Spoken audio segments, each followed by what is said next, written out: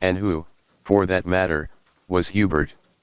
A score of detectives were sent out to hunt up these elusive persons, but although the directories of 20 years were searched, no Charles A. Clark, John J. Keeley or IFX O'Rourke could be discovered. Nor could anyone named Colleton, Freeman, or Hubert be found. The only persons who did appear to exist were Garretson and Bolt. Quite by chance the assistant district attorney located the former of these, who proved to be one of Brown's clients, and who stated that he had taken title to the property at the lawyer's request and as a favor to him, did not remember from whom he had received it, had paid nothing for it, received nothing for it, and had finally deeded it to Herman Bolt at the direction of Brown.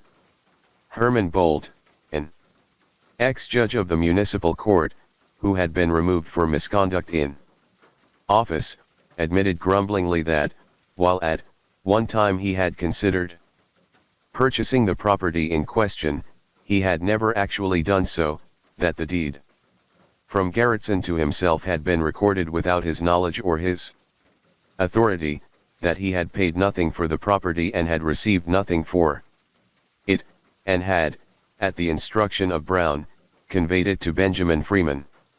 Garretson apparently had never seen Bolt, and Bolt had never seen Freeman. While William R. Hubert, the person to whom the record showed Freeman had transferred the property, remained an invisible figure, impossible to reduce to tangibility.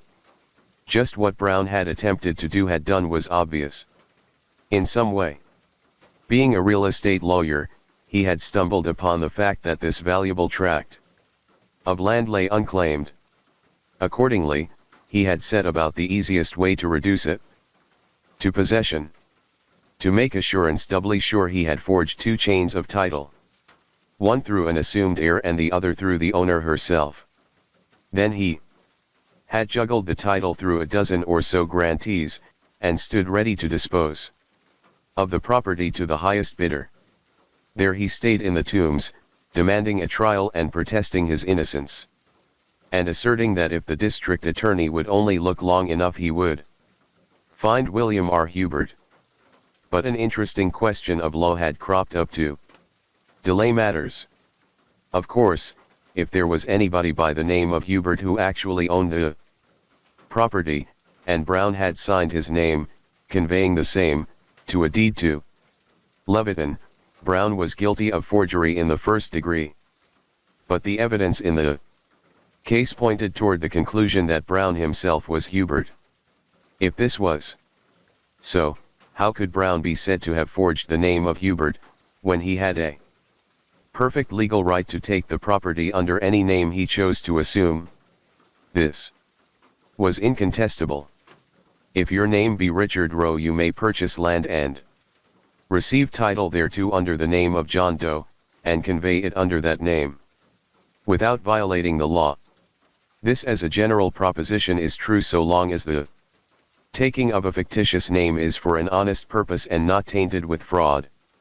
The assistant district attorney felt that the very strength of his case created, as it were, a sort of legal weakness, for the more evidence he should put in against Brown, the clearer it would become that Hubert was merely Brown himself, and this would necessitate additional proof that Brown had taken the property in the name of Hubert for purposes of fraud, which could only be established by going into the whole history of the property. Of course, if Brown were so foolish as to put in the defense that Hubert really existed, the case would be plain sailing.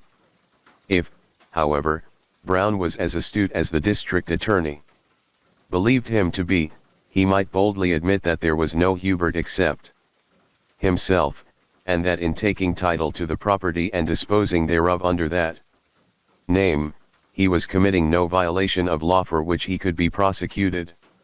The case was moved for trial on the 12th of March, 1906, before Judge Warren W. Foster, in Part 3 of the Court of General Sessions in New York.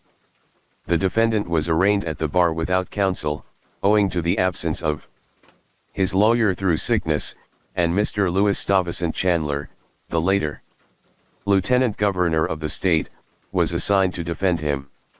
At this juncture, Brown arose and addressed the court. In the most deferential and conciliatory manner he urged that he was entitled to an adjournment until such time as he could produce William R. Hubert as a witness, stating that, although the latter had been in town on December 14, and had personally given him the deeds in question, which he had handed to Leviton, Hubert's interests in the West had immediately called him from the city, and that he was then in Goldfields, Nevada, that since he had been in the Tombs he, Brown, had been in correspondence with a gentleman by the name of Alfred Skeels, of the Teller House, Central City, Colorado, from whom he had received a letter within the week to the effect that Hubert had arranged to start immediately for New York, for the purpose of testifying as a witness for the defense. The prosecutor thereupon demanded the production of this letter from the alleged Skeels, and Brown was compelled to state that he had immediately destroyed it on its receipt. The prosecutor then argued that under those circumstances, and in view of the fact that the people's evidence showed conclusively that no such person as Hubert existed, there was no reason why the trial should not proceed then and there. The court thereupon ruled that the case should go on.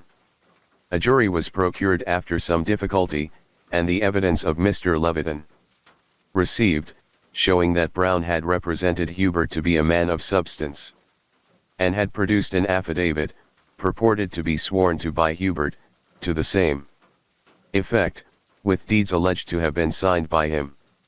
Mrs. Bramman then swore that upon the same day Brown had himself acknowledged these very deeds and had sworn to the affidavit before her as a notary, under the name of William R.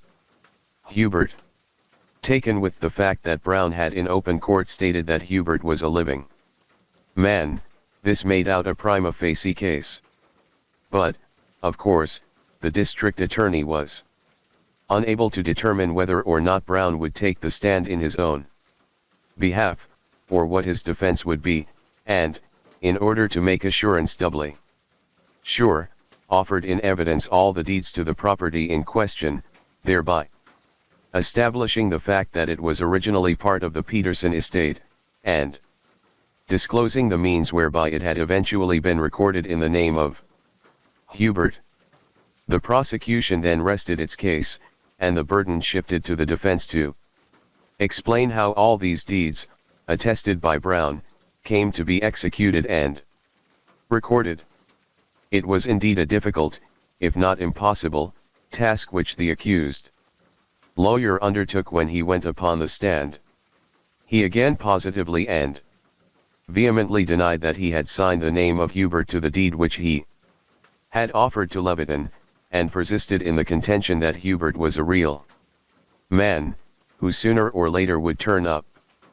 He admitted knowing the Peterson family in a casual way, and said he had done some business for them, but stated that he had not heard of their tragic death until some years after the sinking of the Gazer. He had then ascertained that no one had appeared to lay claim to Mrs. Peterson's estate, and he had accordingly taken it upon himself to adver it set for heirs.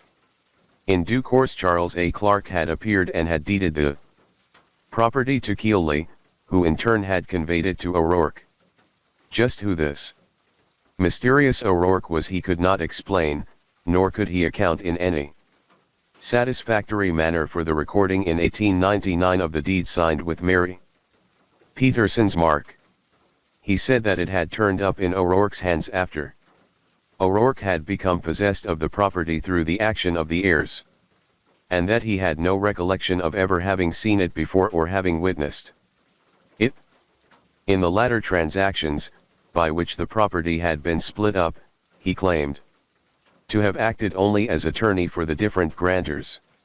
He was unable to give the address or business of O'Rourke, Clark, Keeley or Freeman, and admitted that he had never seen any of them save at his own office. He was equally vague as to Hubert, whose New York residence he gave as 111 Fifth Avenue. No such person, however, had ever been known at that address. With the exception of the upper left-hand signature and the 4 immediately below it of H. Huffman Brown, these are all the signatures of imaginary persons invented by Brown to further his schemes. The upper right-hand slip shows the signatures to the Wilson bond, among which appears that of W.R. Hubert. With the exception of the upper left-hand signature and the 4 immediately below it of H. Huffman Brown, these are all the signatures of imaginary persons invented by Brown to further his schemes. The upper right-hand slip shows the signatures to the Wilson bond, among which appears that of W.R. Hubert. Brown gave his testimony in the same dry, polite and careful manner in which he had always been accustomed to discuss his cases and deliver his arguments.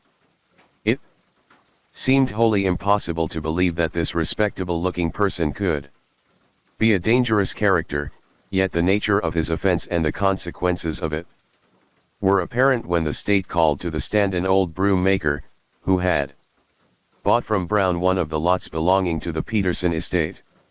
Holding up 3 stumps where fingers should have been, he cried out, choking with tears, "My friends, for 15 years I forked at making brooms me and my biff.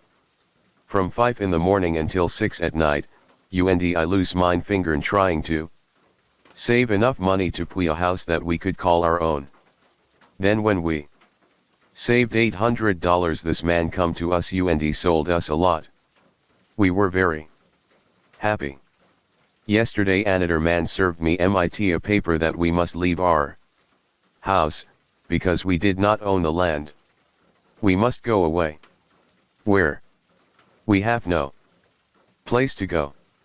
Our home is being taken from us, and that man pointing his stumps at Brown, that man has stolen it from us." He stopped, unable to speak. The defendant's lawyer properly objected, but, with this piece of testimony ringing in their ears, it is hardly surprising that the jury took but 5 minutes to convict Brown of forgery in the 1st degree.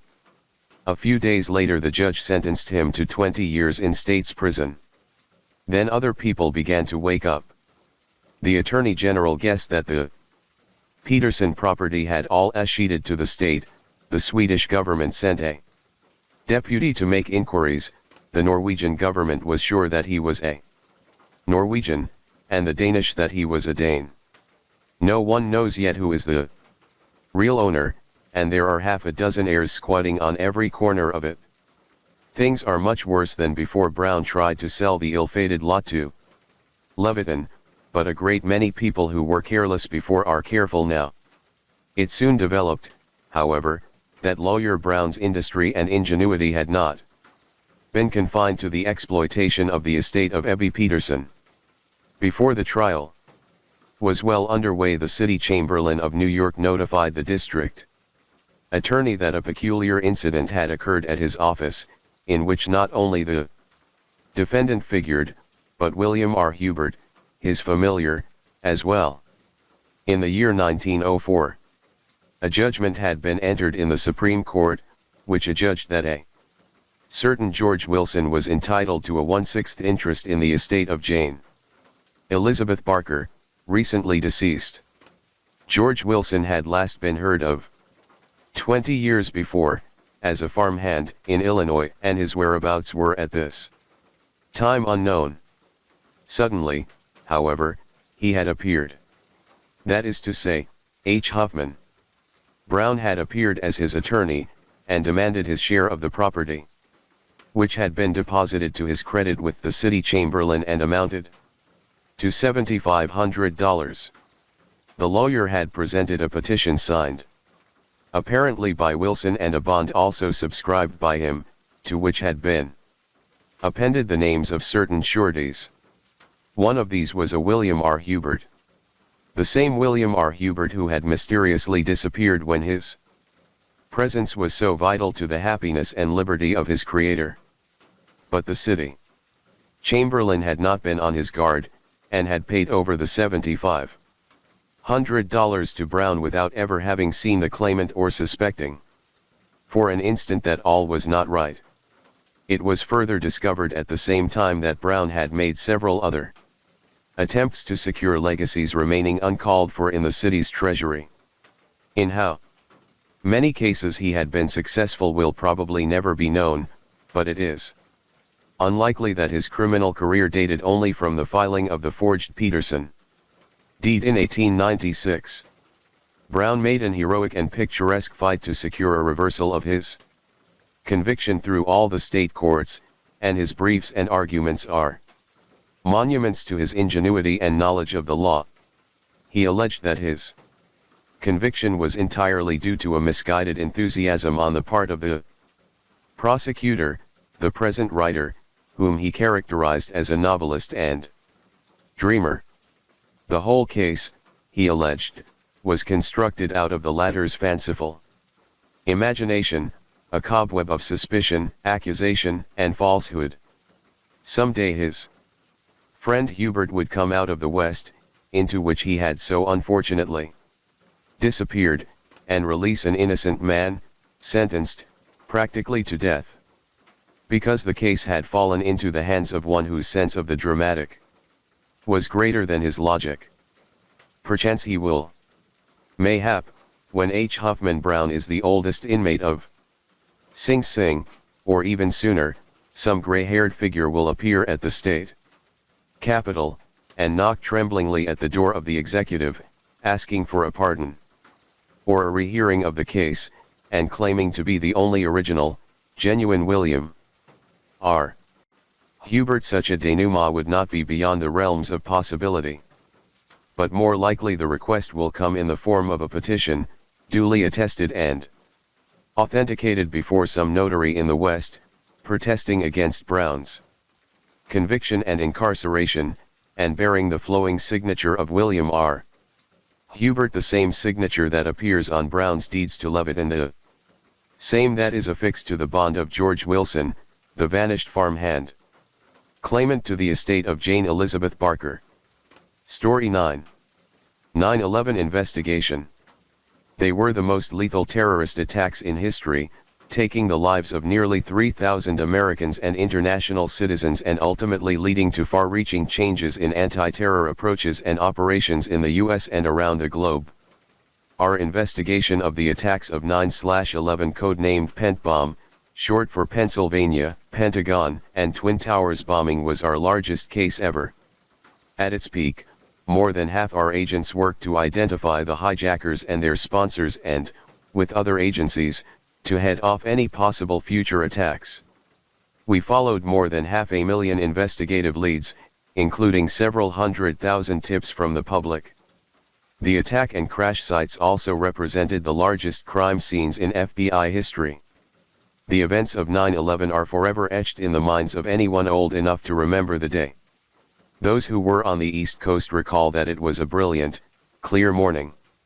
Then, at 8:46 a.m., American Airlines Flight 11 crashed into the North Tower of the World Trade Center in New York City. In a meticulously planned attack, terrorists hijacked 4 airliners. They flew 3 of the planes into buildings, the Twin Towers of the World Trade Center in New York and the Pentagon in Arlington, Virginia. They crashed the 4th plane in rural Pennsylvania. The attacks killed 2,976 people and injured thousands more. Today, many first responders are still dealing with adverse health effects from working in toxic conditions. Immediately after the attacks, the FBI's top job was to identify the attackers and prevent another incident. Experts in terrorism, evidence collection, and other specialties worked feverishly to determine what had happened and who was responsible. The FBI also coordinated with its partners in law enforcement and the intelligence community domestically and abroad as it launched its most ambitious investigation ever. Within minutes, officials at FBI headquarters in Washington, D.C., activated the Strategic Information and Operations Center. By the end of the day, the FBI had established command posts for each of the 3 crash sites. Thousands of agents interviewed witnesses and sources. They tracked down clues and tips worldwide to determine what had happened, who did it, and how future acts could be prevented. The FBI started identifying the 19 terrorists within hours. Then FBI Director Robert S. Mueller, III broke with routine and based the massive investigation out of FBI headquarters instead of a field office. The Pent Bomb team coordinated the investigation out of a basement office, where dozens of agents would build a case against those responsible. The case, which remains open, revealed extraordinary acts of courage and selflessness among the spectrum of responders. And it forever changed the way the FBI works with law enforcement and intelligence community partners to keep Americans safe in the U.S. and abroad.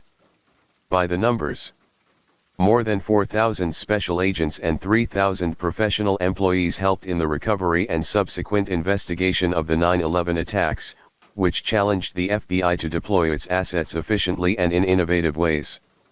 All FBI headquarters divisions, field offices, and nearly every unit at the FBI laboratory contributed. Among the efforts, in New York, more than 1,000 FBI employees from 55 of the 56 field offices worked to recover victims, evidence, and personal belongings. At the Pentagon, 155 FBI employees from 8 field offices recovered evidence. In Pennsylvania, 152 FBI employees from 8 field offices recovered evidence.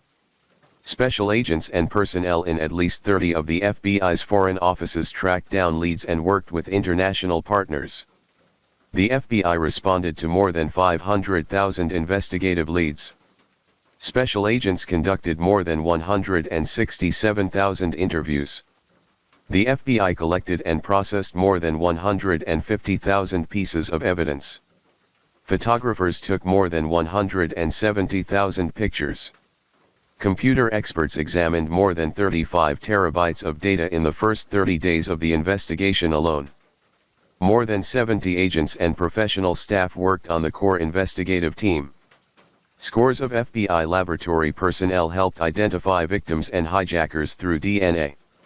Dozens of document experts reviewed more than 1,600 small or damaged pieces of paper. Dozens of fingerprint examiners received more than 3,800 pieces of evidence and conducted more than 126,600 comparisons. 5 FBI cadaver dogs worked at the Pentagon. Highly skilled FBI artists developed models of the sites and produced dozens of graphics. Hazardous materials specialists from numerous field offices worked the 3 sites. Explosives experts examined plane wreckage and building debris for evidence of bombs. FBI pilots transported teams, equipment, and specialists to different locations. Technical specialists restored the New York field office's computer and phone systems and provided emergency communication systems in Virginia and Pennsylvania. FBI SWAT teams provided security at all 3 sites, and hostage rescue teams evaluated security at several locations. Specialists helped recover audio and data from cockpit voice and flight data recorders and analyzed other audio and video recordings.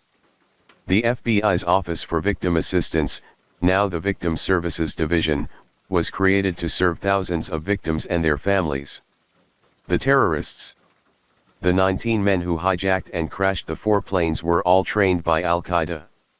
3 of the suspected pilots, Mohammed Atta, Marwan al-Shahai, and Ziad Jarrah, were part of an Al-Qaeda cell based in Hamburg, Germany. All 4 pilots took flying lessons in the United States. 15 of the hijackers came from Saudi Arabia, 2 from the United Arab Emirates, 1 from Egypt, and 1 from Lebanon. The oldest was 33, the rest were between 20 and 29.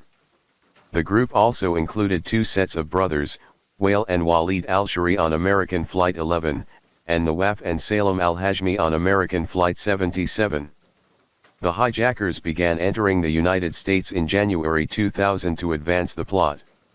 All 19 were in the country by early July 2001. The victims. Nearly 3,000 people died on September 11.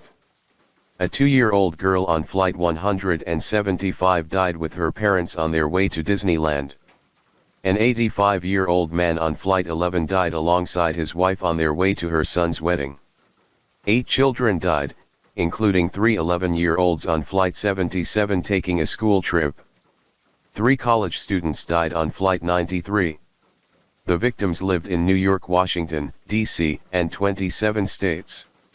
One financial services firm lost 658 employees. The U.S. Army lost 75 men and women.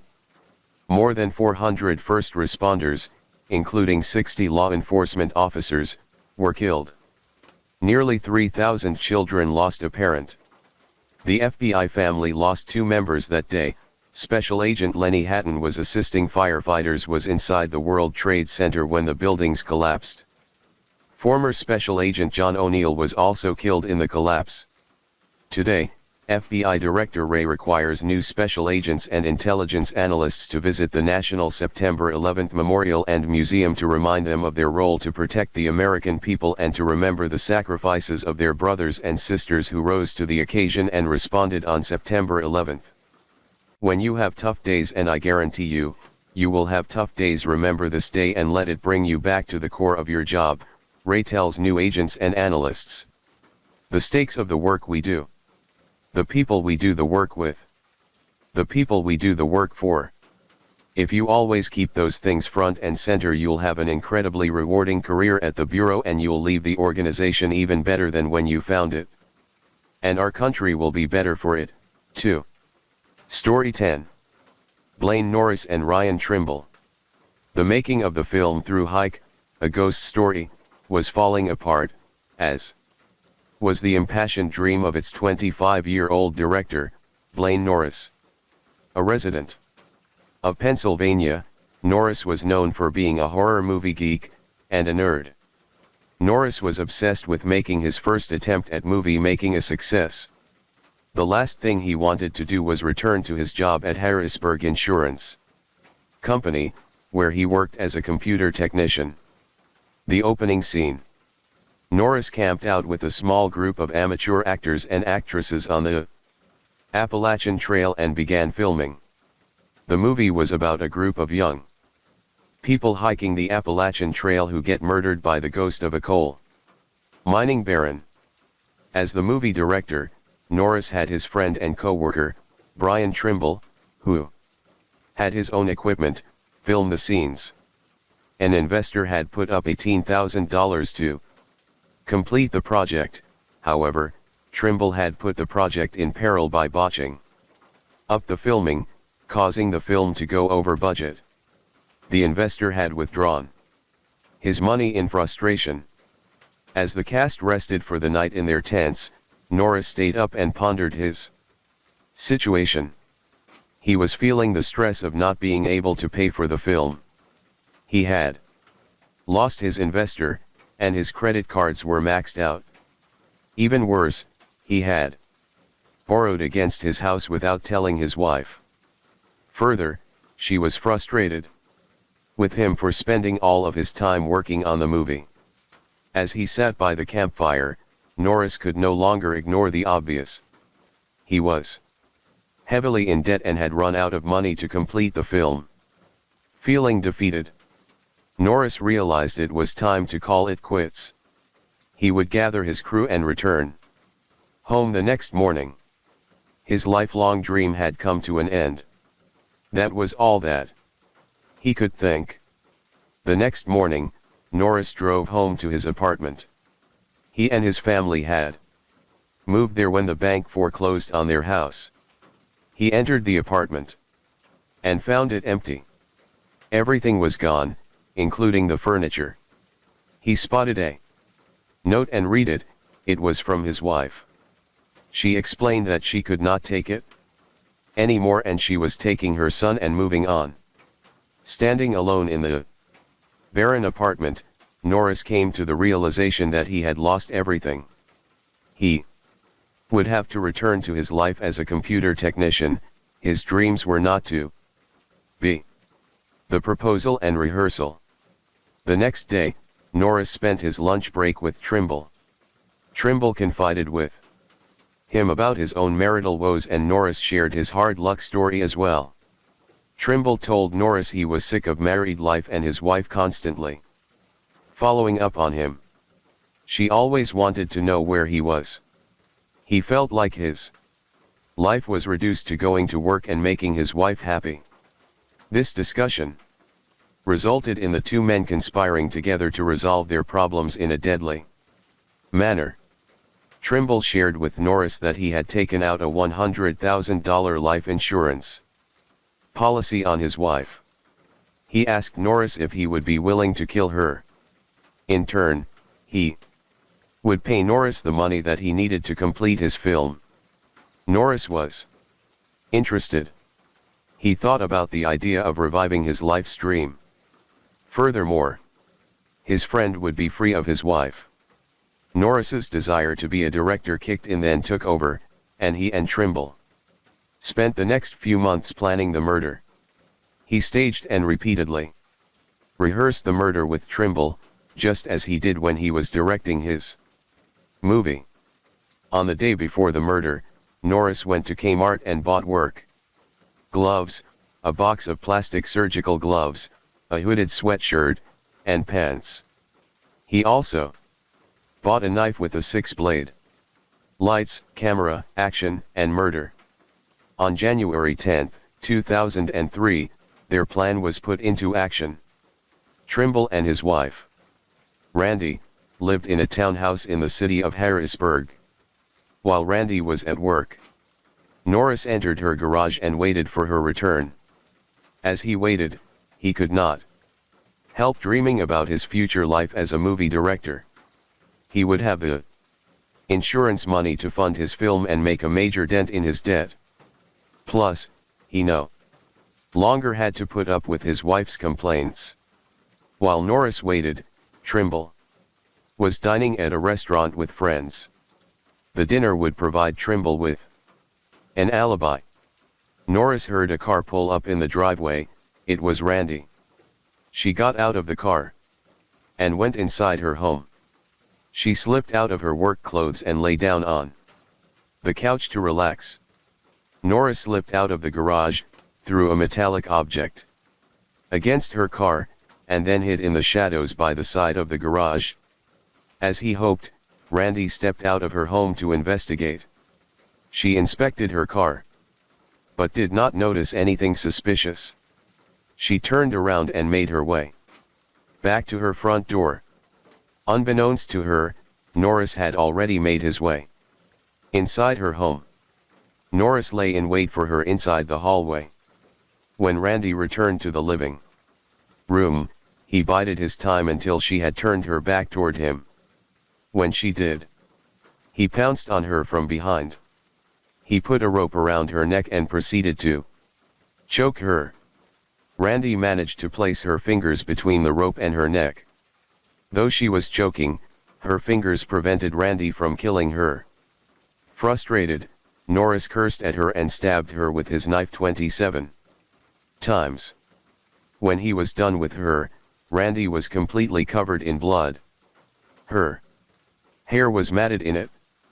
Norris then ransacked the apartment to make the scene look like a burglary gone wrong.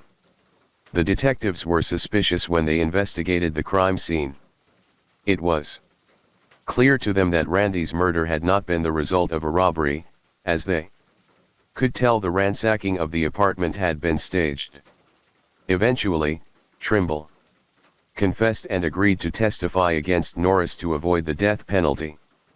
Because Norris agreed to confess, both men were sentenced to first-degree murder without the possibility of parole. Story 11. James Holmes. On July 19, 2002, a crisis center in Colorado received a call from an individual. Earlier that same day, the caller had made several attempts to reach a counselor, but had been unsuccessful. To the caller's relief, he had finally made it through and was speaking to a crisis counselor. The caller started talking to the counselor, but was disconnected after 9 seconds. The individual who placed that call was James Holmes. He had called with the hope that someone could talk him out of committing what would later be referred to as the Aurora shooting massacre. The descent from honor roll to darkness. Holmes was born on December 13, 1987, in Oak Hills, California. He moved to San Diego when he was 12 years old. As an adolescent, Holmes was withdrawn and spent much of his time playing video games. He was particularly fond of Warcraft 3, for which he was ranked among the top players. While he was socially awkward, he demonstrated strong academic achievement. In 2010, he graduated with honors from the University of California at Riverside, where he'd studied neuroscience. He was in the top 1% of his class and had a GPA of 3.949. Holmes began work and then applied to graduate school. The Anschutz Medical Campus, located in Aurora, accepted him. This was the moment when his steady decline into darkness began.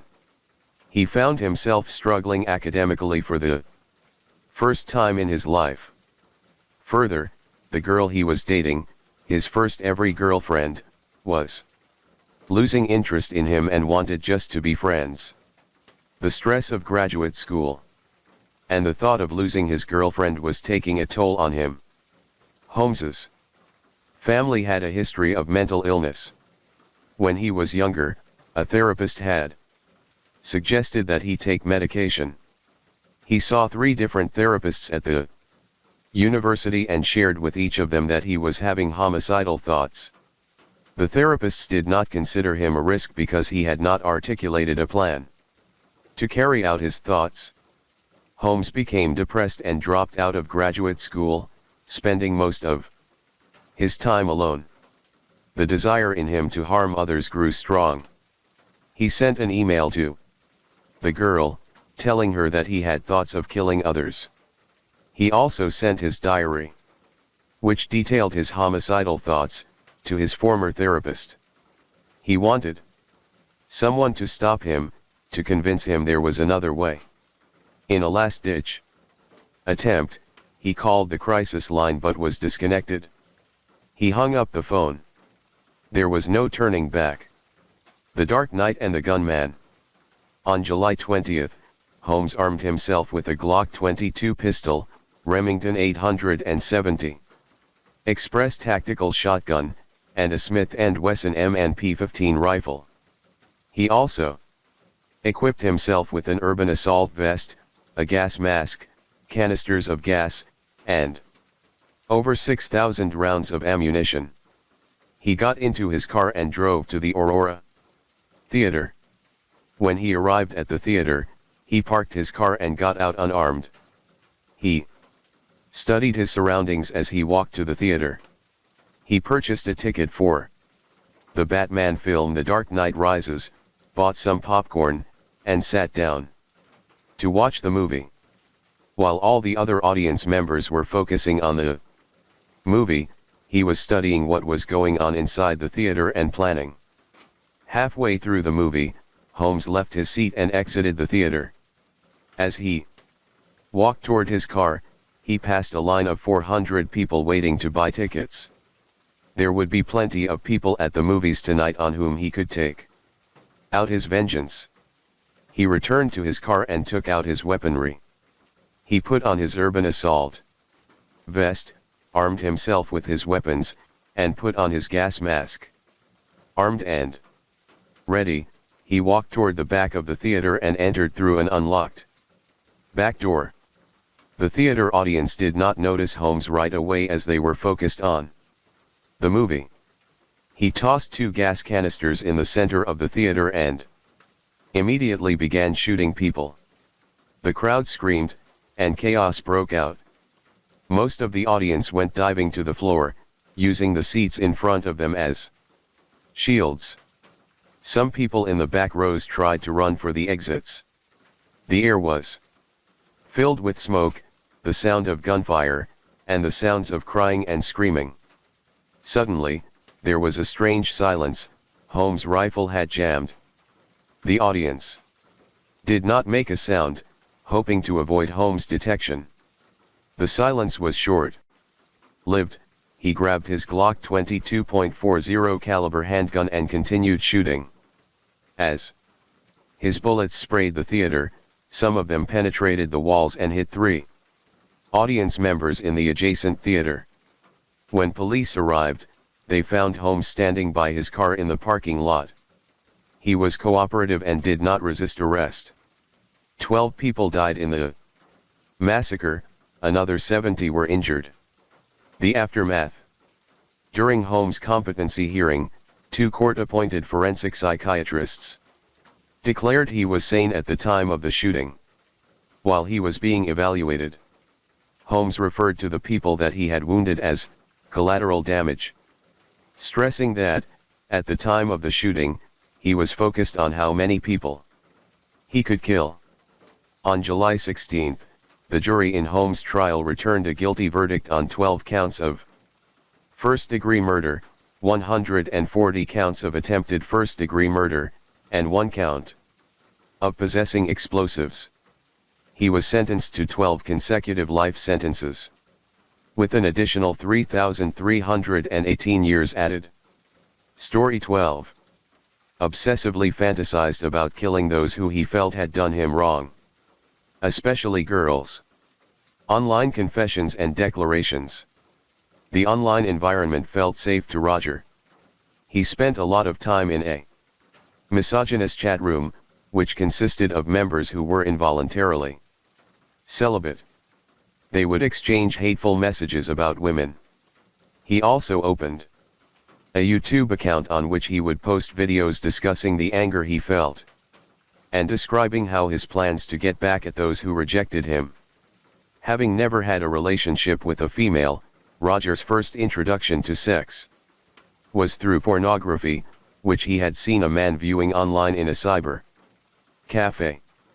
The subject of sex was an extremely sore point for Roger.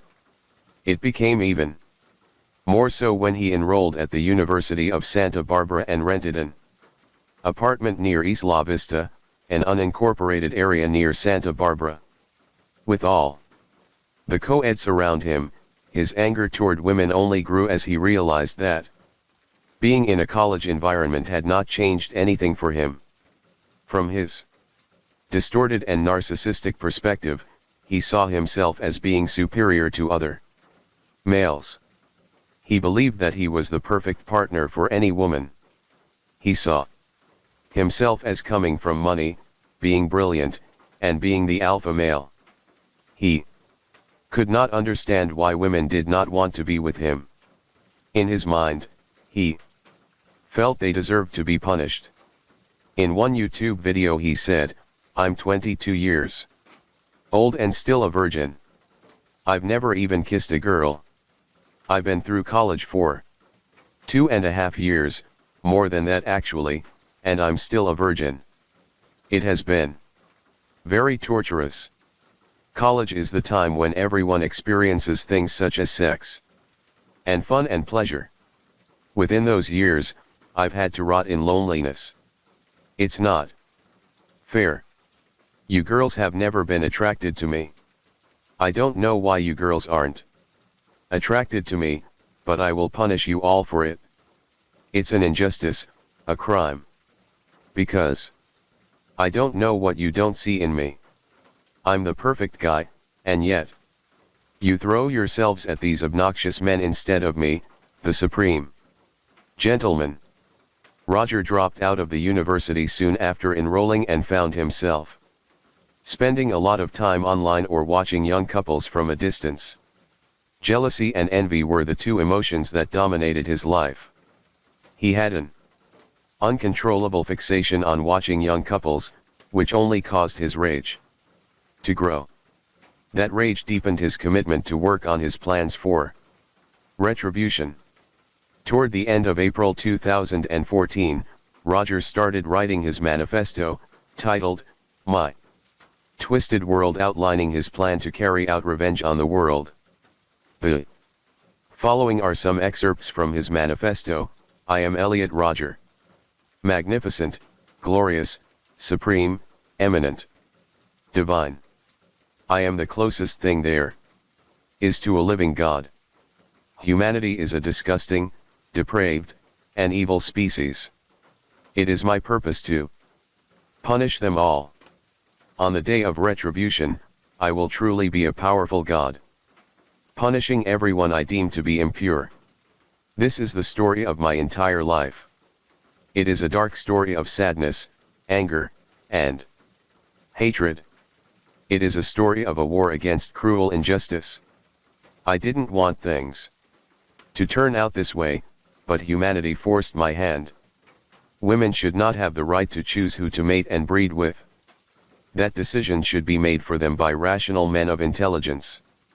If women continue to have rights, they will only hinder the advancement of the human race by breeding with degenerate men and creating stupid, degenerate offspring. Women are like a plague. They don't deserve to have any rights. Women are vicious, evil, barbaric animals, and they need to be treated as such. He also wrote that he wanted to quarantine women in concentration camps. At these camps, the vast majority of the female population will be deliberately starved to death. That would be an efficient and fitting way to kill them all off. I would have an enormous tower built just for myself, and gleefully watch them all die. In an ideal world, sexuality must be outlawed. In a world without sex, humanity will be pure and civilized. Men will grow up healthily, without having to worry about such a barbaric act. In order to completely abolish sex, women themselves would have to be abolished. In order to carry this out, there must exist a new and powerful type of government, under the control of one divine ruler, such as myself. How could an inferior, ugly black boy be able to get a white girl and not me? I am beautiful, and I am half white myself. I am descended from British aristocracy. He is descended from slaves. On the day before the day of retribution, I will start the first phase of my vengeance, silently killing as many people as I can around Isla Vista, by luring them into my apartment through some form of trickery. The second phase will take place on the day of retribution itself, just before the climactic massacre. My war on women. I will attack the very girls who represent everything I hate in the female gender, the hottest sorority of UCSB. On May 22nd, Roger posted his last video online. The following is an excerpt from that video. Well, this is my last video, it all has to come to this. Tomorrow is the day of retribution, the day in which I will have my revenge against humanity. Against all of you. For the last 8 years of my life, ever since I hit puberty, I've been forced to endure an existence of loneliness, rejection, and unfulfilled desires, all because girls have never been attracted to me. Girls gave their affection, and sex, and love to other men but never to me. Carrying out the plan.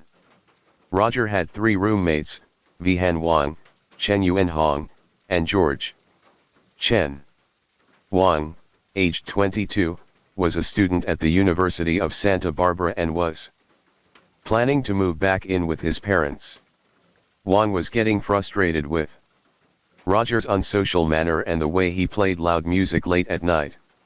Hong was from Taipei and was studying computer science at the university. Chen, aged 19, was interested in engineering and wanted to get a job with Lockheed Martin, an aerospace and defense company. In his manifesto, Roger indicated he hated immigrants and minorities, especially when he saw them with girlfriends. He could not understand how women could go for a minority when they could have him. On May 23, 2014, Roger waited alone in the apartment for his roommates to arrive. Using a machete and knife, he picked off each roommate as they arrived home. Wang was the first to arrive, immediately heading to his room that he shared with Hong. Roger followed and stabbed Wang repeatedly until he was dead. Soon afterward, Hong came home. Hong went to his room and screamed when he saw Wang's bloody body. Roger approached Hong from behind and stabbed him to death as well. He piled Hong's body on top of Wang's and covered them both with a pile of dirty laundry. Chen was the last to arrive. As he entered the apartment, he spotted Roger. Roger charged Chen, who tried to escape. He ran into the bathroom and tried to close the door, but he was too late.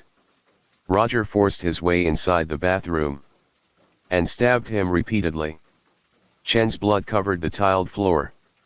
Roger took his weapons, hopped in his BMW, and took off to his next target, the sorority house Alpha Phi, who he had mentioned his manifesto. Roger aggressively knocked on the sorority's door, however, there was no answer. He assumed no one was home. Frustrated, Roger was starting to walk back to his car when he spotted three students: Veronica Weiss, Catherine Cooper, and Bianca Decoque, members of Alpha Phi, and were returning from the main campus. Roger shot all three of them multiple times, only Decoque survived. Roger did not know there actually were people home at Alpha Phi. Rachel Glikes, who lived in the house, had heard Roger's knocking but had not answered the door. When the knocking stopped, she heard multiple gunshots and a woman screaming. The house mother, Linda Gordon, also heard the gunshots. She gathered all the girls in the house and took them to a safe place. At 9:27 p.m., the Santa Barbara County Dispatch Center received a call from someone who reported hearing gunshots. Police converged on the sorority house, while Roger drove off on Pardal Road. His murder spree had only just begun. As he drove along, he passed a coffee shop. He briefly stopped in the middle of the road, fired a shot into the coffee shop's window, and then took off again. The Isla Vista Deli Mart was a popular place for students, and that evening was no different. A group of students standing on the street corner heard the gunshot. Roger had fired into the coffee shop down the road. They ran inside the deli as a precaution. One student named Christopher Michaels Martinez stood in the doorway of the deli, trying to see what was happening outside. Roger stopped his car in front of the Isla Vista Deli Mart and sprayed it with gunfire. Martinez was hit in the chest and died on the spot. Inside the deli, bullets and broken glass went flying as students dove to the floor and behind the counter. Satisfied, Roger took off in search of his next victim.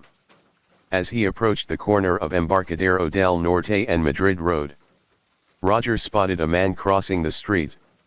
He hit the gas and plowed into the man, causing him to go flying in the air.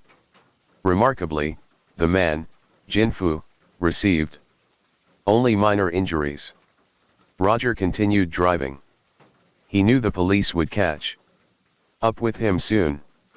As he drove, he fired at anyone he saw and used his car to hit several other individuals. Eventually, the police spotted him, and were in hot pursuit. Roger managed to create distance between himself and the squad cars behind him.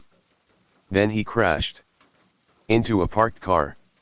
When the police arrived at the crash scene, they converged on Roger's crashed vehicle, with guns drawn. It was too late. Roger had beaten them to it. He had committed suicide by shooting himself in the head. Roger's rampage lasted only 8 minutes. In those 8 minutes, 6 people were killed, 14 were wounded, and over 500 rounds were fired. Story 13. A case of circumstantial evidence. In the town of Culiano, in the province of Solano, in Italy, there dwelt a widow by the name of Torsili, with her 2 sons, Vito and Antonio. The boys loved their mother devotedly and were no less fond of each other. The height of their ambition being to earn enough money to support her in comfort without need of working in her old age. As it was, she arose before light, made the fire, cooked their breakfast and labored in and about the house all day until they returned from the fields. But she was getting old and at last became bedridden and infirm. She could no longer cook the meals, and the boys had to shift for themselves.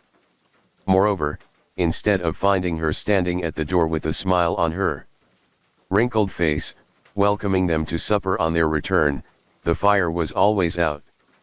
And their mother lay on her couch, no less glad to see them, to be sure, but no longer able to amuse them or minister to their comfort. Then the taxes were increased and hard times came. By twos and threes the men of the village packed their bundles, bade goodbye to their friends and families, and left the town, some to seek work in other parts of Italy, but most of them to take the big iron steamships for America, where work was easy and money plentiful. Sadly the boys watched their comrades depart. They would have liked to go, too, to seek their fortunes in this new land of promise, but they could not leave their mother. The following year some of the men who had gone away to America returned in fine clothes and with full purses to tell of the wonderful country beyond the seas, where one could always earn his 10 lire every day and do as he liked. Viva la libertà! They cried, pounding the tables in the cafe. Come, comrades. We have plenty of money. Drink to the great country of America. Vito and Antonio listened with envy. One evening the elder brother asked Antonio to come to walk with him.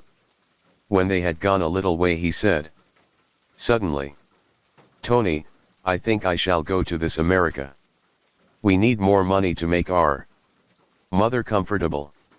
If we wait until she is dead the money will be of no use. You can stay here, and when I have made a place for you and her, you shall bring her on the ship to the new country. Vito was 5 years older than Antonio, and his word had always been law to the younger brother, so although he was sick at heart at the thought of being left behind, he said nothing against the project, but tried to make it easy for Vito with their mother. The old woman could not bear the thought of her firstborn leaving her, and declared, with the tears running down her face, that she should never see him again, but at last she yielded to their persuasions and gave Vito her blessing. It would be only a little while before she and Tony would join him, and they would be happy ever after. Then Tony was left alone with his mother. Every day he arose at the first streak of dawn, prepared breakfast, cleaned the house, saw that his mother was comfortable and then started off for the fields. A month went by, 2 months, 3, a year, but no word came from Vito. Tony assured the poor old woman that they would certainly hear from him the next week or the next, but cruel fear had taken possession of him. Something had happened to his brother. The years swept on. Their mother became more and more helpless. Antonio was obliged to hire a woman to care for her as nurse for a small sum, but it was just enough to leave only a pittance for them to live on. Tony grew thin and haggard. Where could Vito be? Was he alive or dead? Next to his love for Nicoletta Lupero, it became the great passion of his life to learn what had become of Vito. He had known Nicoletta from a child and their love had followed as naturally as summer follows spring. It had always been Tony and Nicoletta ever since he could remember. But she was growing up, and from a boy he had become a man. Yet how could he marry when he could hardly earn enough to support his mother and himself? They talked it over time and time again. If Vito would only return, or good times come, it might be possible. But meantime there was nothing to do. But wait. Nicoletta blossomed into womanhood. Had she not been betrothed she would have been called an old maid. Neither she nor Tony took any part in the village merrymakings. Why should they? He was 30 and she 25. They might have married 10 years ago had not the elder brother gone away. Tony secretly feared that the time would never come when they would be man and wife, but he patiently labored on earning his 2 lire, or at most 2 lire and a half, a day. Then a man returned from America just for the harvest to see his family. He said that Vito was alive. He had not seen him himself, but others had seen him and he was rich. He told of the plentifulness of gold in America, where everyone was comfortable and could lay up a fortune. He himself had saved over 5,000 lire in 4 years and owned a 1/3 interest in a fruit store. He was going to take his brother's family back with him, all of them. They would be rich, too, in a little while. A man was a fool to stay in Italy. Why did not Tony come back with him? He would get him a place on the railroad where one of his friends was padrone. Tony discussed it all with Nicoletta, and she talked with the man herself. "Tony," she said at length, "why do you not go? Here you are earning nothing. There you could save in a month enough to keep your mother in comfort for a year. You have to pay the nurse, and that takes a great deal. While you are here it would cause talk if I came to live in your home to care for your mother, but if you go away I can do so without comment and it will cost nothing. Perhaps you will find Vito. If not, you will soon make enough to send for both your mother and me." "You are a good girl," he answered, kissing her, "but I could not shift the responsibility of my mother to your shoulders. Still, I will talk to Father Giuseppe about it." The priest thought well of the plan. He was a little excited over America himself, and agreed to break the matter to the mother.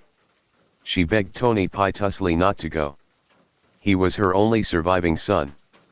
Vito was dead. Let him but wait a little while and she would not be there to stand in his way. Then the priest added his personal assurance that it would be for the best. And the mother finally gave way. Tony was obliged to tear himself away by force from the arms of the old woman lying upon the bed, and her feeble sobs echoed in his ears as he trudged down the road with the scarf Nicoletta had worked about his neck, and a small bundle of his tools and most precious possessions on his shoulder.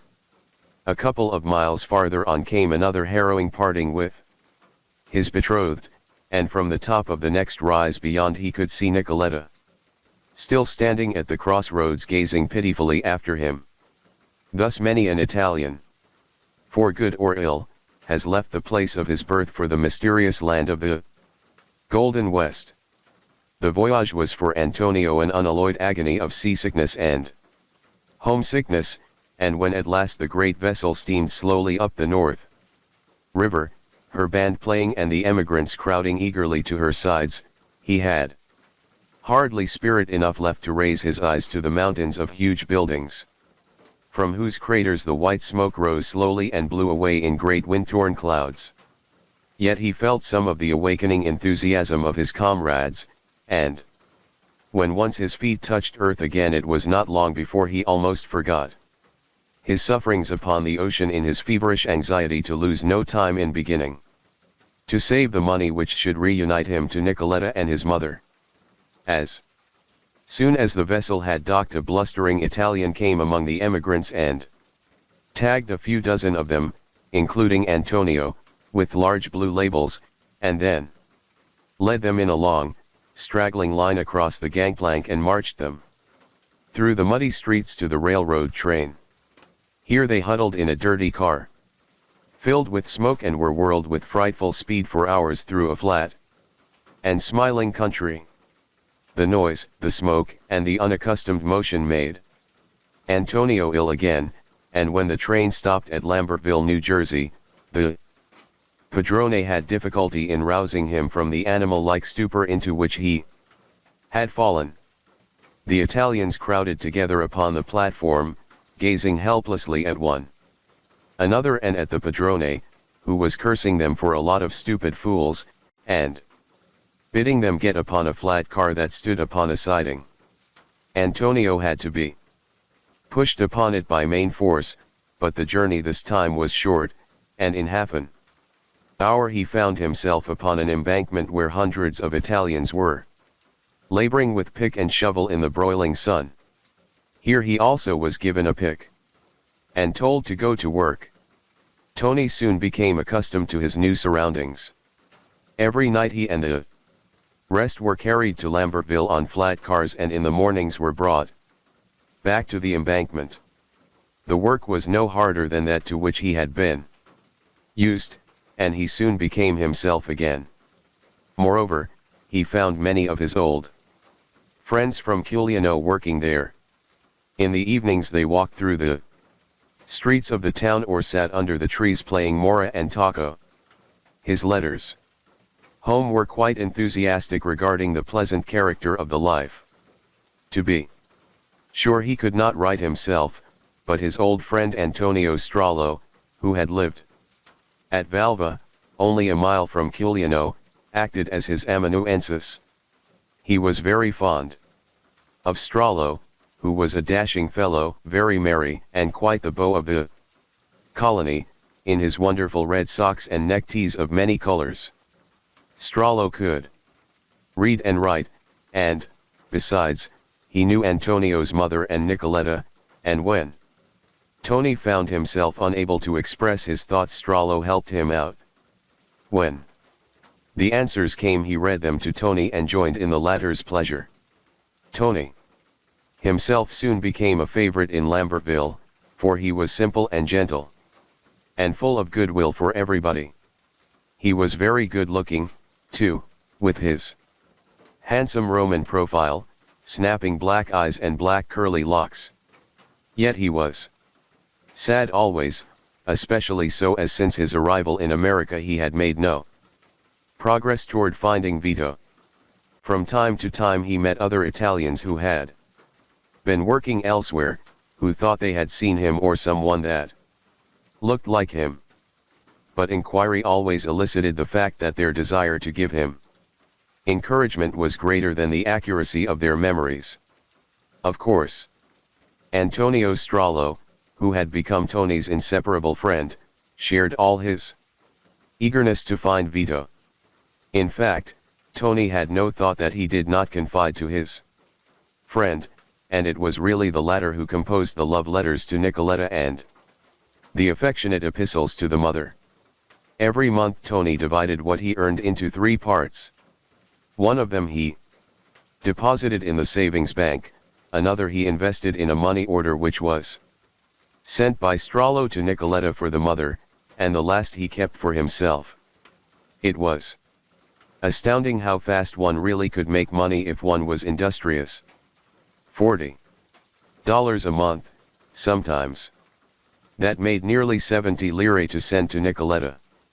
His bank account grew steadily, and he often saved something out of the money he allowed himself to live upon. Antonio Strollo, on the other hand, was lazy and spent all his wages on Chianti, neckties, waistcoats, and gambling. Sometimes he would do nothing for a whole month but loiter around the streets smoking cigars and ogling the village girls. These last were afraid of him and called him the daredevil. Tony worked on the embankment for 3 years, sending his money with a letter to Nicoletta every month. The mother still lived and Nicoletta was giving up her own life to take care of her, but the old woman was very feeble and no longer had any hope of seeing either of her sons again. Moreover, she was now so bedridden that it was useless to think of trying to move her, even if Tony had plenty of money. No, as soon as he was satisfied that Vito could not be found, and had saved enough money, he must return. How she begged him to return! As Strollo read him the girl's letters, Tony wept bitter tears and Strollo wept likewise, in sympathy. But no word came of Vito. Tony, anxious about his mother, despairing of ever finding his brother, pining for Nicoletta, and with $300 lying in the savings bank, decided to return to Italy. But if only he could find Vito first. Then Antonio Strollo had an idea. Why not advertise, he suggested. He wondered that they had never thought of it before. They would put a notice in Il Progresso, the Italian paper in New York, and see what would come of it. Tony agreed that the idea was good, so Strollo wrote the notice offering a reward for news of Vito. 2 months passed, once more Tony gave up hope, and then, oh never to be forgotten day. A letter came from the post office from Vito. Tony threw his arms about Strollo and kissed him for joy. Vito was found at last. The letter, dated Yonkers, New York, told how Vito had by chance heard of Tony's notice and learned that he was in America. He himself, he said, had prospered and was a padrone, employing many workmen on the waterworks. He begged Tony for news of their mother. He confessed himself an ungrateful son never to have written, but he had married and had had children, and he had assumed that she was being cared for by his brother. Tony must forgive him and come to him at once. "Oh Dio!" cried Tony, the tears in his eyes. "Forgive him? Of course I will forgive him. Come, Antonio, let us write my dear brother a letter without delay and tell him that our mother is still alive. How should I like to see his wife and babies?" So they prepared a long letter which Strollo took to the post office himself and mailed. Tony went back to work with joy in his heart and whistled and sang all day long, and, of course, he wrote all about it to Nicoletta. He was only waiting for his month to be up before starting. Then he would go to Yonkers, make Vito a little visit, and return home to Italy. It would be easy enough, after that, for Vito would send them money, if necessary, to live upon. Several letters passed between the brothers, and at the end of the month Tony drew out his money from the bank, received his wages in full, and prepared to leave Lambertville. Meantime a letter had come from Nicoletta telling of his mother's joy at learning that Vito was still alive. As Tony had doubts as to his ability to find his way to Yonkers, Strollo kindly offered to accompany him. Tony had made many friends during his 3 years' stay in Lambertville, and he promised to write to them and tell them about Vito and his family, so it was agreed that the letter should be sent to Sabato Gizzi, in whose house he had lived, and that Gizzi should read it to the others. The address was written carefully on a piece of paper and given to Tony. So early in the morning of August 16, 1903, Tony and Strollo took the train for New York. It was a hot day, and once again the motion and speed made Tony feel ill, but the thought of seeing Vito buoyed him up, and by the time they had crossed the ferry and had actually reached New York he was very hungry. In his excitement he had forgotten to eat any breakfast and was now beginning to feel faint. But Strollo said it was a long way to Yonkers and that they must not stop. For many hours they trudged the streets without getting anywhere, and then Strollo said it was time to take the cars. Tony was very tired, and he had to climb many flights of stairs to the train. It carried them a long distance, past miles of tenement houses and vacant lots, and at last into a sort of country. Strollo said they should get out. It was very hot and Tony was weak from weariness and lack of food, but his heart was light and he followed Strollo steadily down the Wilding road. After going about a mile they crossed some fields near where people were playing a game at hitting little balls with sticks. It was astonishing how far they could strike the balls entirely out of sight. "Is this Yonkers?" asked Tony. "It is near here," answered Strollo. "We are going by a short way." They entered some thick woods and came out upon another field. Tony was now so faint that he begged his friend to stop. "Can we not get some food?" he inquired. "I can hardly walk." "There is a man in that field," said Strollo. "Go and ask him." So Tony plodded over to the man who was digging mushrooms and asked him in broken English where they could get something to eat. The man told him that it was a long way. They would have to take the trolley to Yonkers. There was a restaurant there called the Promised Land, where one could get Italian dishes. He seemed to take a kindly interest in Tony and in Strollo, who had remained some distance behind, and Tony gave him a cigar a cremo, the last one he had. Then Strollo led the way back into the woods. It was almost sunset, and the long, low beam slanting through the tree trunks made it hard to see. They went deeper and deeper into the woods. Presently, Strollo, who was leading the way, stopped and said, "We are going in the wrong direction. We must turn around and go back." Tony turned. As he did so, Strollo drew a long knife and plunged it again and again through Tony's body. Strollo spent that night, under an assumed name, at the Mills Hotel in Bleecker Street. He had stabbed himself accidentally in the knee and also in the left hand. In the fury of his attack, and when he arose in the morning, the sheets were covered with blood. There was also blood on his shoes, which had been new, but he took his knife and scraped it off. He had experienced a strange sort of terrified exaltation the night before, and in the early light as he crept downstairs and out of the hotel he could not have told whether he were more glad or afraid.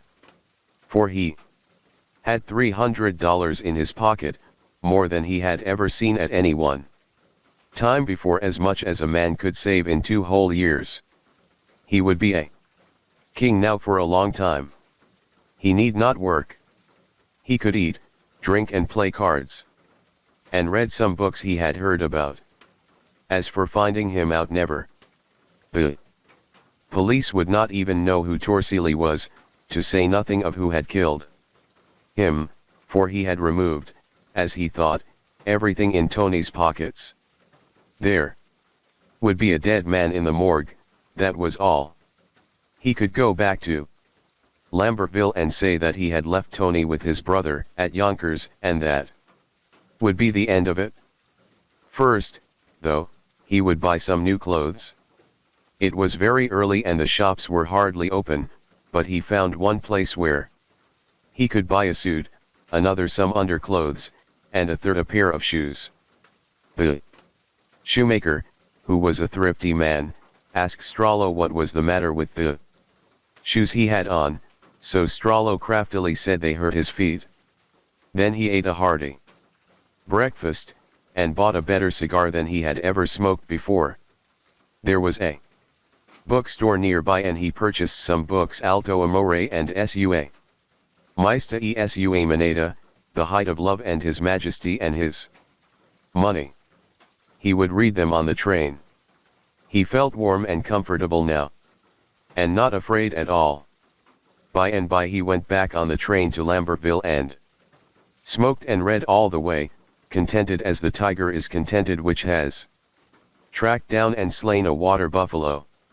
The same afternoon about sunset, in a lonely part of Van Cortlandt Park, the mushroom digger stumbled over Torsilli's body lying face downward among the leaves. He recognized it as that of the man who had asked the way to something to eat and given him a cigar. He ran from the sight and, pallid with fear, notified the nearest police officer. Then things took the usual course. The body was removed to the morgue, an autopsy was performed, and headquarters took charge of the case. As the deceased was an Italian, Detective Sergeant Petrosina was called in.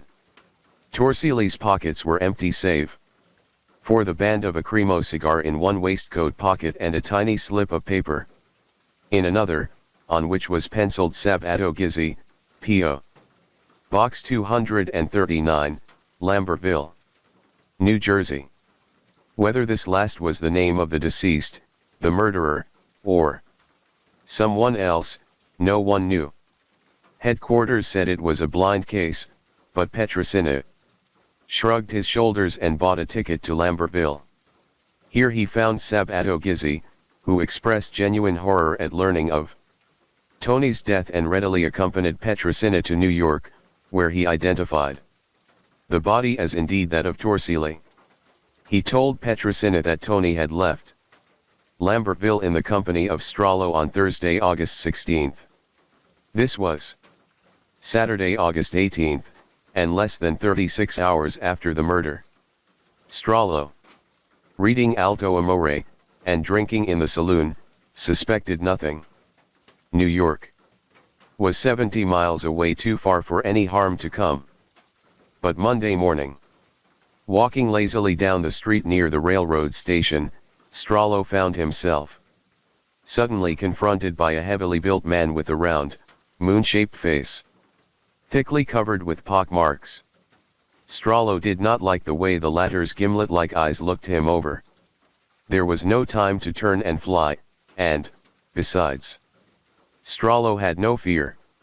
They might come and ask him questions, and he might even admit almost all, and they could do nothing, for no one had seen what he had done to Tony in the wood. So Strollo returned Petrosina's gaze unflinchingly. "Are you Antonio Strollo?"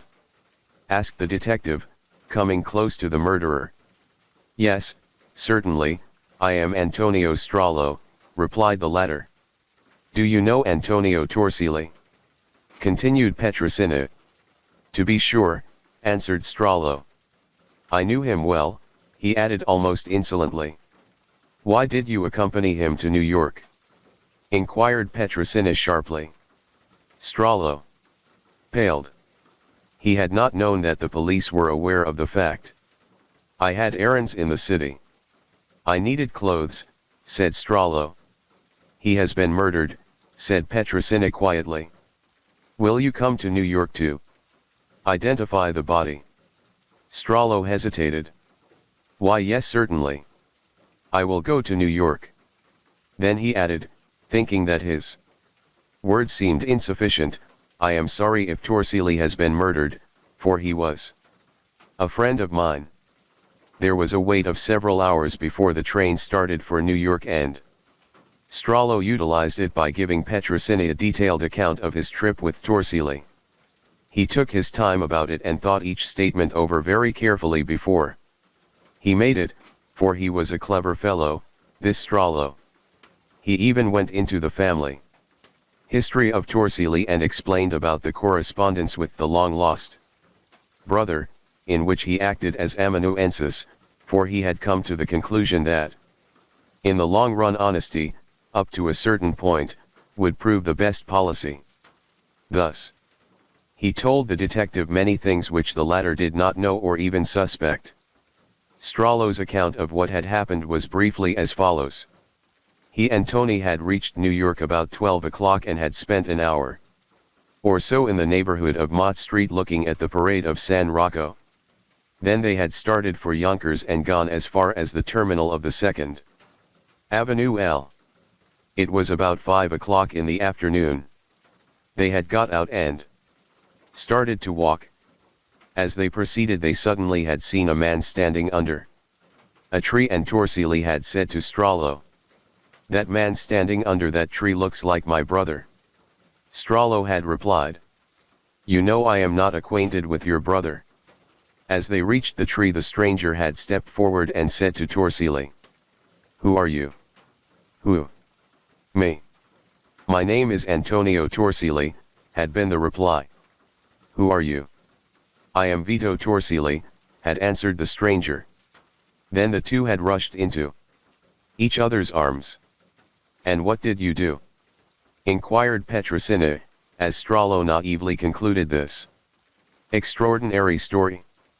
"Me," answered Strollo innocently. "Why, there was nothing for me to do, so I went back to New York. Petrosina said nothing, but bided his time. He had now several important bits of evidence. By Strollo's own account, he had been with the deceased in the general locality of the murder shortly before it occurred. He had given no adequate explanation of why he was in New York at all, and he was now fabricating a preposterous falsehood to show that he had left his victim before the homicide was committed. On the train, Petrosina began to tie up some of the loose ends. He noticed the wound on Strollo's hand and asked where it had been obtained. The suspect replied that he had received it at the hands of a drunken man in Mott Street. He even admitted having stayed at the Mills Hotel the same evening, under an assumed name, and gave as an excuse that his own name was difficult for an American to pronounce and write. Later, this information led to the finding of the bloody bedclothes. He denied, however, having changed his clothes or purchased new ones, and this the detective was obliged to ferret out for himself, which he did by visiting or causing to be visited almost every Italian shop upon the East Side. Thus the incident of the shoes was brought to light. Strollo was at once taken to the morgue on reaching the city, and here for the first time his nerve failed him, for he could not bring himself to inspect the ghastly body of his victim. "Look," cried Petrosina, "is that the man?" "Yes, yes," answered the murderer, trembling like a leaf. "That is he." "You are not looking at him," said the detective. "Why don't you look at him? Look at the body." "I am looking at him," replied Strollo, averting his eyes. "That is he, my friend. Antonio Torsilli." The prisoner was now taken to police headquarters and searched. Here a letter was found in his hip pocket in his own handwriting, purporting to be from Antonio Torsilli to his brother Vito at Yonkers, but enclosed in an envelope addressed to Antonio at Lambertville. This envelope bore a red 2-cent stamp and was inscribed, "Antonio Torsilli, Box 470, Lambertville, New Jersey." The letter, as later translated in court by the interpreter, read as follows: "Lambertville, July 30, 1905. My dear brother, upon receipt of your news I feel very happy to feel you are well, and the same I can assure you from me. Dear brother, you cannot believe the joy I feel after such a long time to know where you are. I have been looking for you for 2 years, and never had any news from you. I could not, as you wrote to me, to come to you, because I had no money, and then I didn't know where to go, because I have been always in the country. Know that what little money I have I sent it to mother, because if I don't help her nobody will, as you never write to her. I believe not to abandon her, because she is our mother, and we don't want her cursed. So then, if you like to see me, you come and take me. You spoke to me about work thither, but I don't understand about that work which you say, and then what will I do, because here I have work. Therefore, if you think I can come and work with you, let me know, because I have the address. But if you want to do better, you come and take me. Dear brother, I remind you about our mother, because I don't earn enough money, which she is your mother also. Dear brother, I hope you did not forget our mother. Dear brother, let me know the names of your children, and I kiss them. Many regards to your wife and aunt. I beg you to write to me. Dear regards, your brother, Antonio Torsilli. When you answer, send the answer to the address below, Antonio Strollo. Strollo made no attempt to explain the possession of this letter, which, if sent at all, would naturally have come into the possession of the addressee. And what was Vito's address at Yonkers? Inquired Petrosina. 1570 Yonkers, answered Strollo. Is that the street number of a house or a post office number? Asked the detective. Neither, said Strollo. Just 1,570 Yonkers. Thus the infamy of this villain was made manifest. He had invented out of his own brain the existence of Vito Torsili in Yonkers, and had himself written the letters to Antonio which purported to come from him. He had used the simple fellow's love for his long-lost brother as the means to lure him to his destruction, and brutally murdered him for the sake of the few dollars which his innocent victim had worked so hard to earn to reunite him to his mother and his betrothed. The wounds in Strollo's hand and knee were found to correspond in shape and character with the 36 wounds in Torsili's body, and the mushroom digger unhesitatingly identified him as the man in the company of the deceased. Upon the afternoon of the murder, it almost seemed like the finger of Providence indicating the assassin when the last necessary piece of evidence in this extraordinary case was discovered. Petrosini had hurried to Lambertville immediately upon the discovery of the letter and visited the post office. A young lady named Miss Olive Phillips had been employed there as a clerk for 12 years, and had lately had charge of what are known as the call boxes. That is to say, of boxes to which no keys are issued, but for the contents of which the lessees have to ask at the delivery window. These are very inexpensive and in use generally by the Italian population of Lambertville, who are accustomed to rent them in common one box to 3 or 4 families.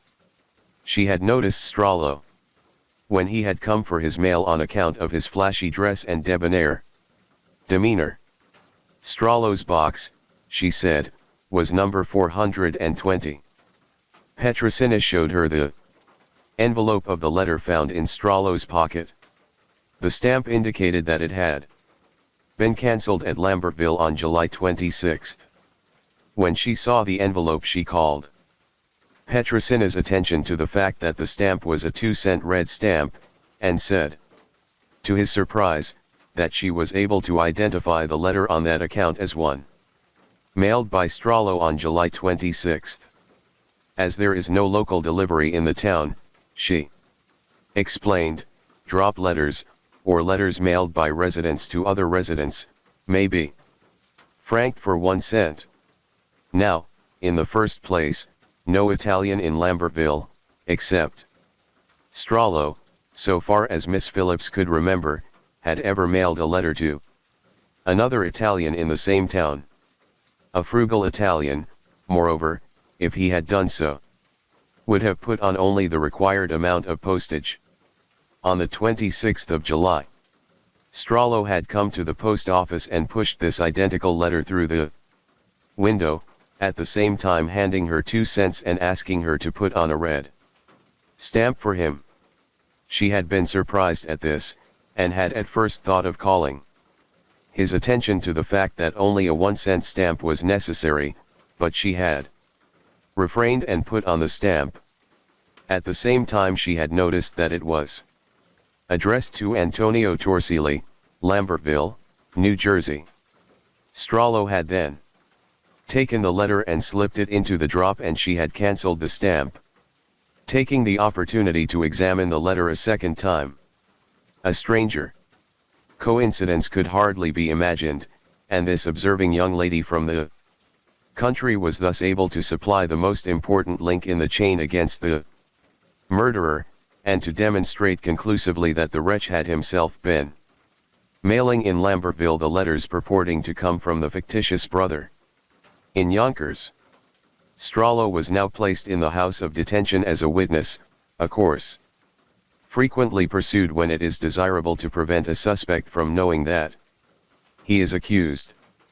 The case against him was practically complete, for it did not seem humanly possible that any jury would hesitate to convict him upon the evidence, but juries are loath to find anyone guilty of murder in the first degree upon purely circumstantial evidence, and this was the first purely circumstantial case in a long time. Inspector Price, therefore, conceived the idea of trapping Strollo into a confession by placing a detective in confinement with him under the guise of being a fellow prisoner. It was, of course, patent that Strollo was but a child. Mentally, but he was shrewd and sly, and if he denied his guilt, there was still a chance of his escape. Accordingly, a detective named Repetto was assigned to the disagreeable task of taking the part of an accused criminal. He was detailed to the house of detention and remained there for 5 days, from September 8 to September 13. Here Repetto became acquainted with Strollo and the other prisoners, giving his name as Silvio del Sordo and his address as 272 Bowery. He played cards with them, read the papers aloud and made himself generally agreeable. During this period he frequently saw the defendant write and familiarized himself with his chirography. The scheme worked and Repetto afterward received 5 letters from Strollo, sent after the latter had been removed from the house of detention to the Tombs and indicted for the murder of Torsilli. The first, dated September 22d, was merely to inform his supposed friend Silvio of the change in his residence and to inquire the whereabouts of another prisoner named Philip. The second would be pathetic were it not written by the defendant in the case. It carries with it the flavor of the Calabrian Hills. New York, October 17, 1905. Sir Silvio, I write and believe not to sicken you with my words, but it is enough that you are well in health. I take the liberty again not having any one else but you, and I believe to find a brother in you, not a friend. I ask you nothing, only if you have time to come and see me as soon as possible. I ask you this as a favor because I know and believe to find a true friend, as I want to ask you a certain thing at the cost of my life. I will not say any more.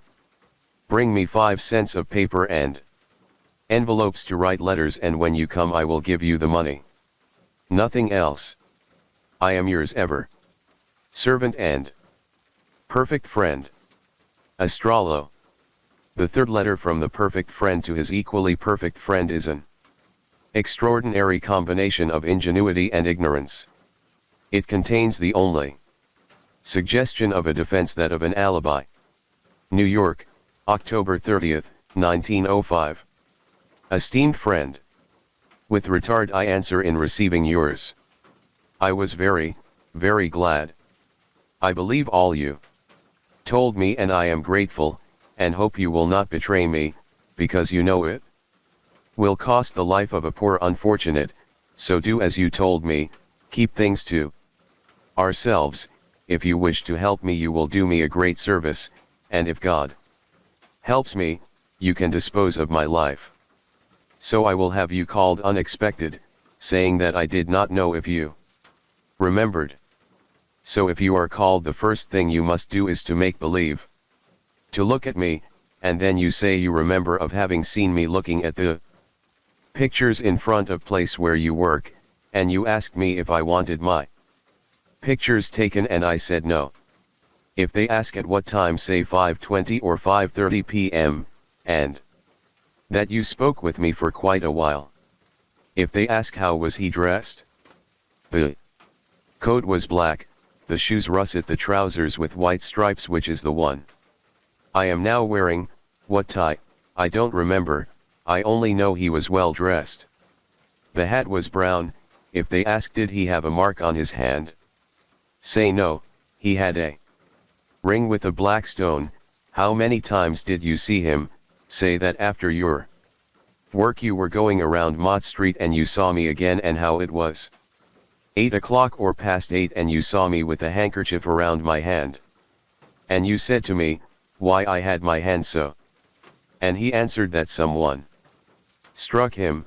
I asked if it hurt much, he said he did not feel it.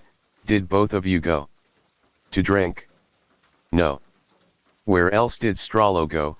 Strollo said he was going at the Bleecker Street Hotel to sleep. Did you see him again? No. Nothing else. If you want to help me reflect well, but you don't need any more words from me. Say just what I have said, and I hope, with faith of a brother not a friend, I am ever your friend. A. Strollo.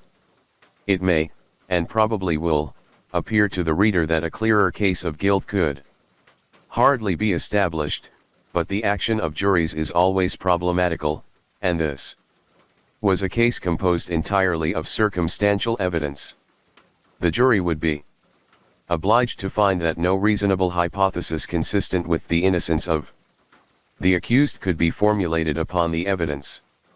Thus, even in the face of the facts proven against him, some freak juryman might still have said, "But, after all, how do you know that Strollo killed him? Some other fellow might have done it." Even the faking of a defense does not prove the defendant guilty, but merely that he fears conviction, and is ready to resort to feigned testimony to secure his freedom. Many innocent men convict themselves in precisely this way. Accordingly, it was by no means with confidence that the people went to trial. But throughout this remarkable case it seemed as if it must have been preordained that Strollo should not escape punishment for his treacherous crime. No defense was possible, not even the partially prepared alibi was attempted. And the only thing that savored of a defense was the introduction of a letter, alleged to have been received by the defendant while in the house of detention, and which, if genuine, would have apparently established that the crime had been perpetrated by the Black Hand. The offering of this letter was a curious and fatal blunder, for it was later proven by the people to be in Strollo's own handwriting. It was his last despairing effort to escape the consequences of his crime. Headed with a cross drawn in blood, it ran as follows: "I swear upon this cross, which is the blood of my veins, Strollo is innocent. I swear upon the cross the revengeful Black Hand could save me." New York, October 12, 1905. "Sir Strollo, knowing you only by name, 8 days after that I leave. This letter will be sent to you. I leave at 7 o'clock with the steamer Britain. The harbor. Therefore I leave betraying my oath that I have held for the last 3 years belonging to the Black Hand. I will leave 3 letters, one to you, one to the police officer Capri, and the other to the law, 300 Mulberry Street. All what I am saying I have sworn to before God. Therefore your innocence will be given you, first by God and then by the law, capturing the true murderers. I am sure that they already captured the murderer of Torsielli, who lured you to come to New York was Giuseppe Rosa, who knew you for nearly 2 years, and who comes from Lambertville, came among us and played you a trick. He is a Calabrese and has a mighty grudge. He and 4 others are averse to them. Announce the name of the man who stabbed you with the knife was Antonio Villa. He had to kill you, but you was fortunate. He is in jail for the present time and I don't know for how long, but I know that he was arrested. Nothing else to say. I have done my duty in giving you all the information. 407 2nd Street, Jersey."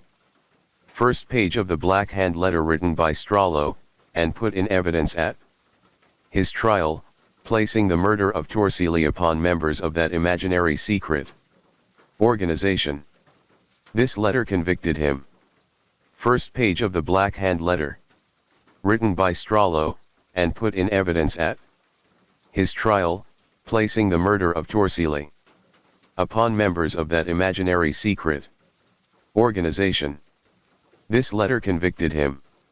It is clear from the letter that Strollo had formed a vague plan for his defense, which should, in part, consist of the claim that he, as well as Torsielli, had been marked for death by the Black Hand, and that while both had been induced to come to New York, the plans of the assassins had in his case miscarried.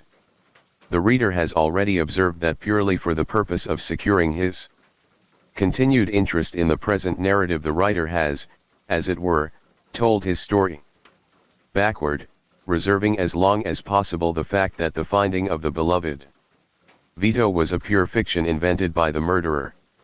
At the trial, however, the jury listened breathlessly while bit by bit the whole pathetic story was painted before them, like a mosaic picture. They heard first the story of the mushroom digger, there of the expedition of Petrosina to Lambertville, of the identification of Torsielli's body, of the elaborate fabrications of Strollo, and in due course, of the telltale letter in the murderer's pocket. Gradually the true character of the defendant's crime came over them and they turned from him in aversion. The natural climax in the evidence was Miss Phillips' extraordinary identification of the defendant sitting at the bar as the man who had mailed upon the 26th of July. At the Lambertville post office, the envelope purporting to come from Yonkers, and containing the forged letter from the imaginary Vito. Strollo remained almost to the last confident that he could never be convicted.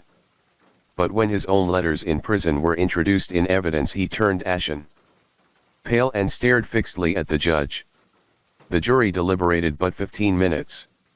Their functions consisting of but a single ballot, followed by a prayer for the wretched murderer's soul.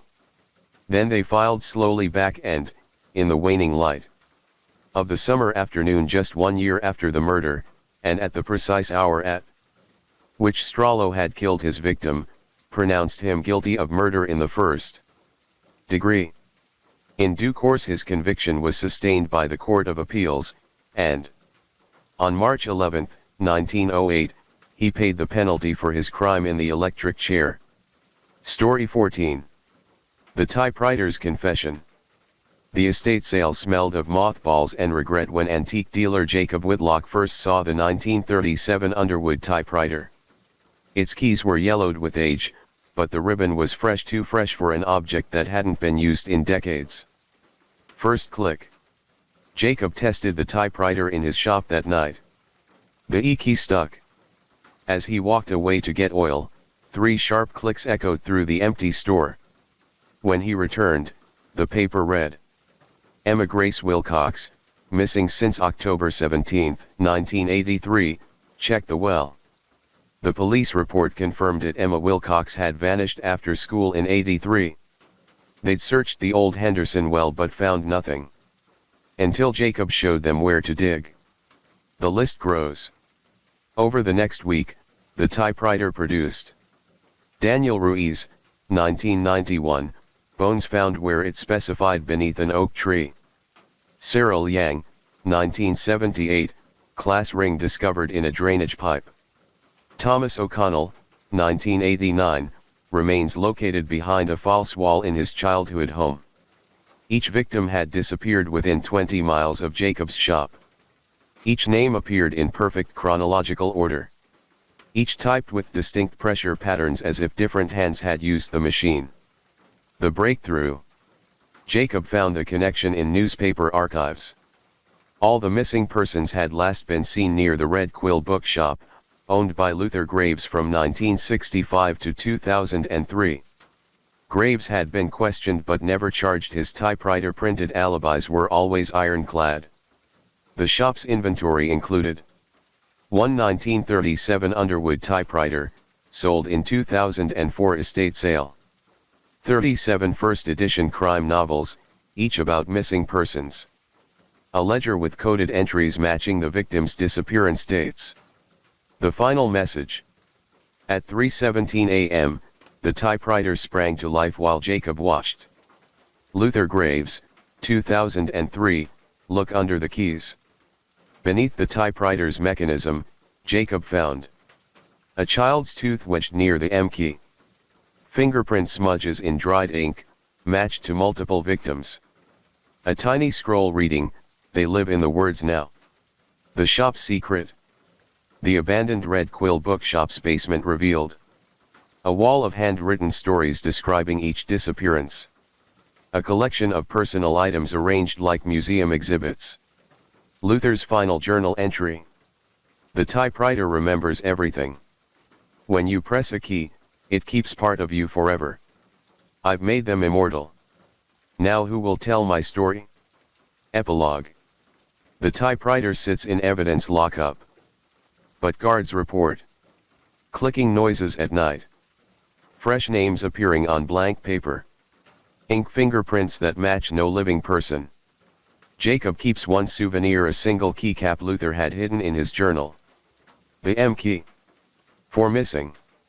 Story 15. The House with Secrets. The listing for 47 Blackwood Lane promised a grand Victorian mansion with original charm. But as real estate agent Claire Mercer stepped through the creaking front door, her clipboard trembled in her hands. The blueprints from the county records showed 12 rooms. The house had 13. The first showing.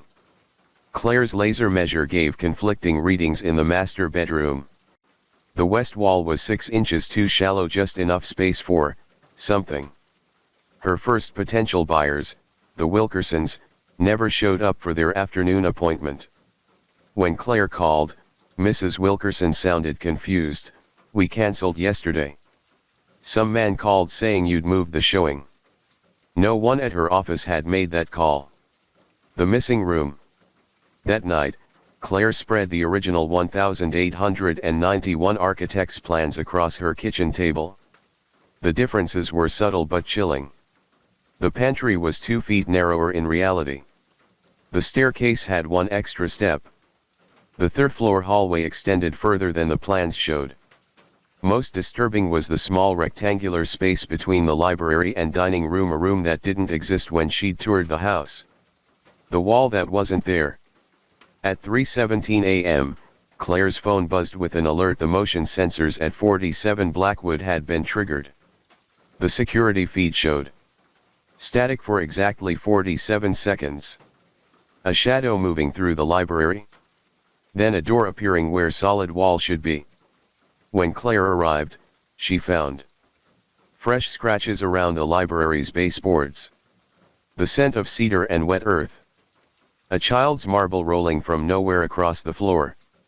The house's history. The Historical Society's records revealed. The original owner, Silas Blackwood, was a taxidermist. In 1903, his entire family vanished over one weekend. The police report noted discrepancies in room dimensions. The house had 37 different owners in 120 years. None stayed more than a year. The final showing. Claire returned with a sledgehammer. The library wall gave way too easily, revealing a hidden study with walls covered in strange equations. Glass jars containing what looked like animal organs, but weren't. A small desk with a ledger labeled Specimen Catalog. The last entry read: "Final experiment successful. The house remembers now. It will keep adding rooms until..." The sentence ended mid-word. Epilogue. 47 Blackwood Lane was condemned. But Claire keeps finding blueprints in her office that change overnight. Voices on her showing recordings that no one heard live. Fresh dirt on her shoes after walking barefoot floors. The new listing just went live. It now shows 14 rooms.